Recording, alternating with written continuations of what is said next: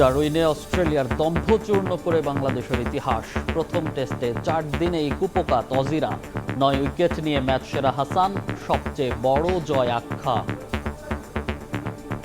এই জয় দিয়ে বাংলাদেশ একটা কঠিন বার্তা দিল। বাংলাদেশ প্রতিটা সেশন বাই সেশন প্রত্যেকটাতেই কাইন্ড অফ উইনিং করছে। তো আমরা অস্ট্রেলিয়ার মাঠে এসে ক্রাউডকে শান্ত করে দিয়েছি, অস্ট্রেলিয়ান ক্রাউডকে।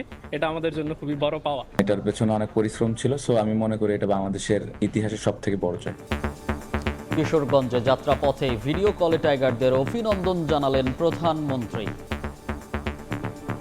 কংগ্রাচুলেশন, অনেক অনেক দোয়া থাকলো সবার জন্য। আসেন, আপনারা সবাই সুস্থভাবে আসেন। বাংলাদেশের মানুষ অপেক্ষা করছে আপনাদেরকে ওয়েলকাম করার জন্য। দেখছিলেন প্রধান শিরোনাম। দুপুরের সময় সঙ্গে আছি আমি মনির হোসাইন। এবার অন্যান্য শীর্ষ সংবাদ। বিএনপি ক্ষমতায় এলেই ষড়যন্ত্র শুরু করে কিছু দল। স্বৈরাচারীর মতো বিশৃঙ্খলাকারীদেরও রুখে দেওয়ার আহ্বান প্রধানমন্ত্রীর। বাধা পেরিয়ে কল্যাণ রাষ্ট্র গঠনের প্রত্যয়। দণ্ডিত হাসিনা ও হাদির খুনিদের প্রত্যর্পণ চায় ঢাকা। অনুকূল পরিবেশ তৈরি করলেই প্রধানমন্ত্রীর ভারত সফর সম্ভব, নয়াদিল্লিকে স্পষ্ট বার্তা পররাষ্ট্র মন্ত্রণালয়ের। রাষ্ট্রপতি নির্বাচনে মির্জা ফখরুল ও অলি আহমেদের প্রার্থিতা বৈধ।